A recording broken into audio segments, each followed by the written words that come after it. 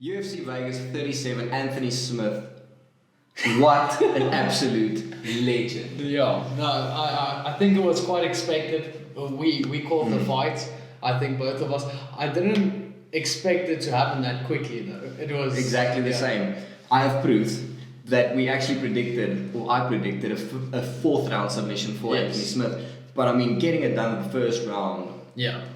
I mean, Spann was out on his feet. Yeah. He was absolutely like, that fight was never going into the second round, even if he did survive it. Yeah. No, I think it was pure dominance, and that's exactly what Anthony, needed to show in this fight. And he also said, but that's the weird thing, and we talked about that, is like people didn't, like when I asked people what their opinions are on the fight, a lot of people went with Spann. So people are not giving him the respect he deserves, and he said that after the fight as well. He was like, post-fight scuffle. Yeah, show me my respect, Yeah. So and he deserves it, absolutely. it was really a very good fight, and he had a very impressive performance. Just looking at the other fights on the card, the guys like Joaquin Buckley, he also had a great finish in the third round. Kutabela with absolute dominance through 3 rounds. That was really, really beautiful from him. Crazy fight by him, and he's also moving into that contendership. He continues to evolve as well, so it's going to be interesting. I would like to see him against other prospects coming up in the heavyweight division. I mean, Kutabela versus Aspinall, what a fight that would be. That would be. Well, Aspinall is a heavyweight though. Is he? Yeah, Kutabela is a light heavyweight. Yeah. I thought, this man is moving. Yeah, but he has size for that weight as well. How scary was it? How big did Ryan Spann look compared to? Goodness gracious, that man. Compared to he's so tall. Smith. Yeah, it was insane. But I mean, so kicking ass. But prediction wise, we got the whole main card right. So that was pretty cool. Yeah, stay tuned for other predictions coming soon. Yeah, so that was pretty cool. And now we get to move forward to UFC 266, and what a cool fight! So what card we have? Volkanovski versus Ortega. Well, let's kick off the fight with the lower cards first. Yeah. I mean, we've got which is the first women fight? It is the first women fight. The main card opener is. I forgot. Anyway, moving. Andrade, Jessica Andrade. I've got her winning. I'm not even sure about the other. I'm not sure who's the other fighter, but Andrade. I think it's Canvilla, Cynthia something. Cynthia something. Andrade, honestly. Andrade. Yeah, no, I think she's just super powerful, and I think she's just. Cynthia's very skilled, and both of them have very good records, but it's an easy Andrade. I think is the safe bet. Safe money for Andrade. Moving on, we've got Rosenstrike versus Blades. Yeah. Now this one, the betting lines. Who you got? Let's get into it first. Because I want to get into the background first. But Blades is quite a significant favorite going into this fight, and I don't think that's necessarily fair towards Rosenstrike. I mean, looking at these guys, they both got sent to the shadow realm by Francis Ngannou. Yeah. Well, the thing is as well, and something that we need to just also, firstly, who are you going with? What's your prediction? I'm going with Blades. Okay. I'm picking Blades. I think he's going to win. On paper, Blades should win it, but I can't help but think Rosenstrike has something special.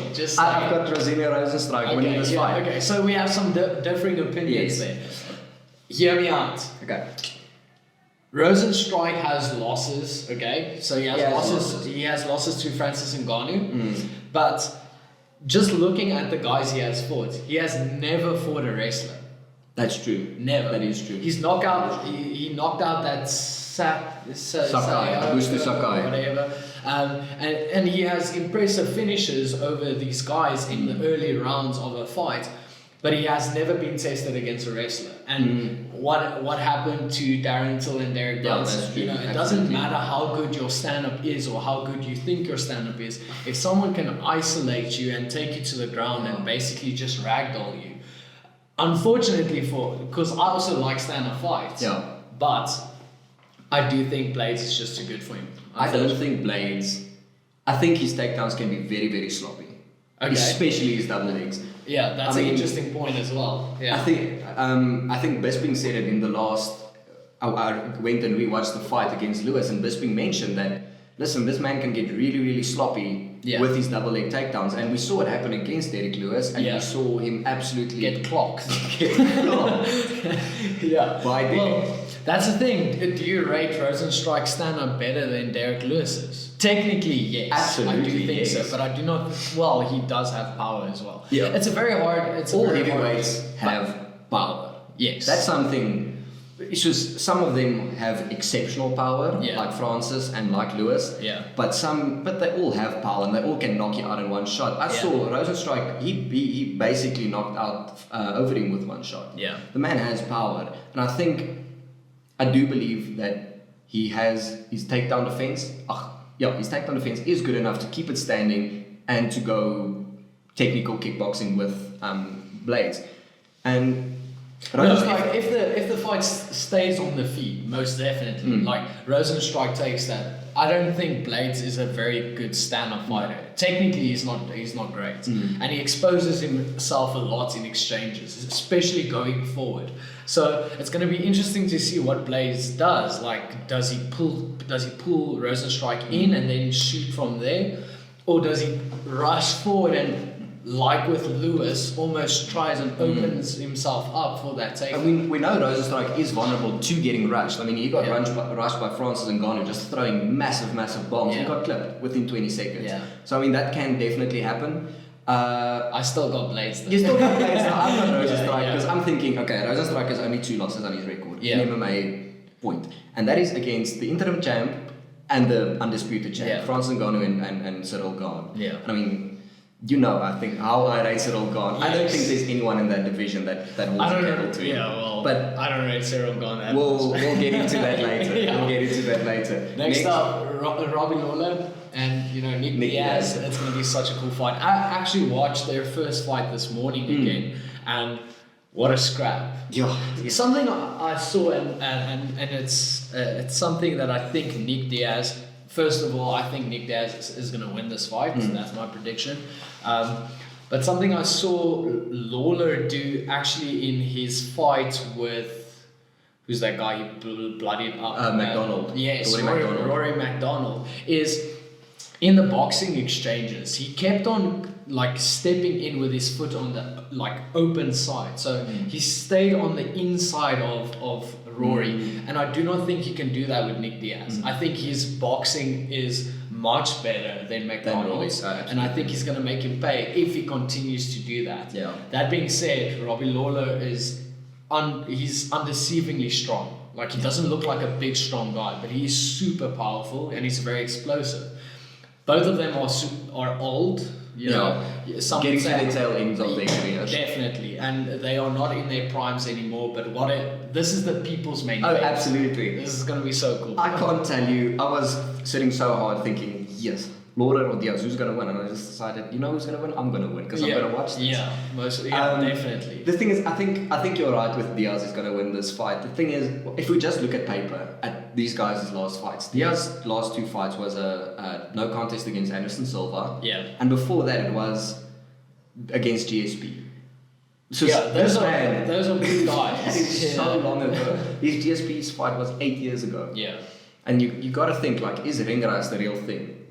Most definitely, but it's also not a thing where Nick keeps on training, and his brother Nate is much more active, and obviously Nick is a big part of his training camp.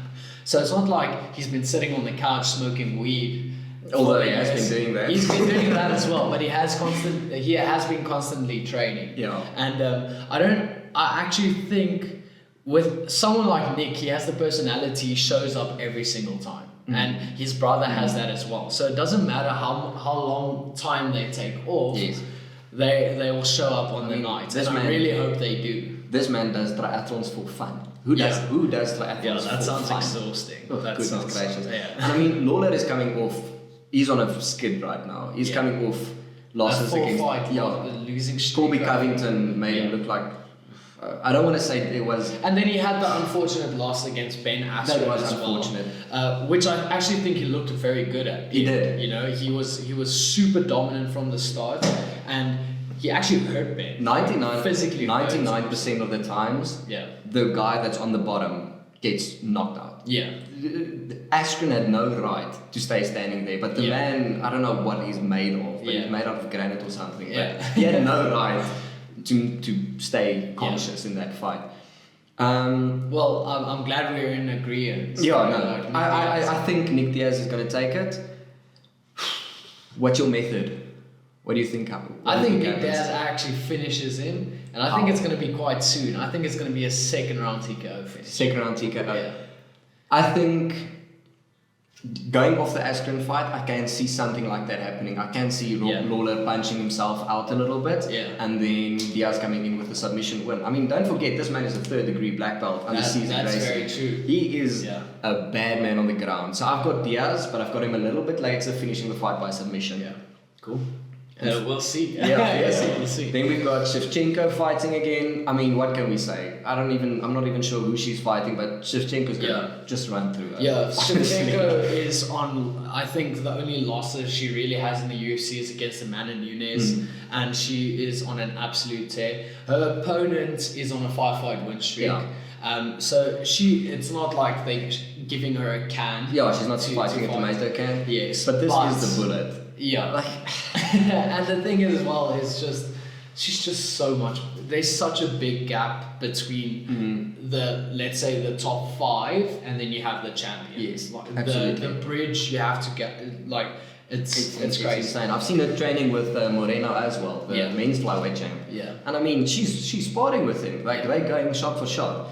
If she can hold with the men's flyweight, I can't see any other woman coming close. Like that's someone I would not like to fight. Like, I'm a bantamweight, and if they tell me like, listen, fight Valentina Shevchenko, then I'm like, nah, I'm good. That's not good for my ego, you know. So she's super dangerous. I do predict a first round finish on the feet. I think she'll get it done with a TKO or a KO. Easy money for Shevchenko. I think that's a pretty safe bet. If her opponent wins, that's going to be a massive upset. Absolutely. And probably one of the biggest in sporting history, UFC history, or MMA history for that matter. Finally, the main event. We have differing opinions. We have a lot of opinions over specifically Alexander Volkanovski. Yeah. I rate him. I rate Volkanovski. I think, okay, 9 times out of 10, this is going to be controversial as hell. 9 times out of 10, he beats Max Holloway. Oh, no way! There's no way. There is no way. Like, Max is, in my opinion, the best featherweight. No. He is definitely the best featherweight in the UFC. Put those two in a cage and one of the best featherweights ever. There's no way. I cannot wait for whoever wins this fight to basically... If Ortega wins this fight, Holloway is the next champ. I mean, Holloway dominated Ortega. Well, that's the thing, and we can do MMA maths here. Yeah, MMA maths says Volkanovski wins this fight easily. Yeah, but that's not how it works. I think something that works in Ortega's favor is the fact that he is so dangerous on the ground, and that almost like I said with the fight with Rosenstrike and Blades, I rate wrestlers, and I think they have a massive advantage when it comes to MMA fights. Like I'll naturally lean towards wrestlers, the better wrestler, because you can dictate where the fight goes. Yes. But you have that threat of a takedown behind you. Exactly.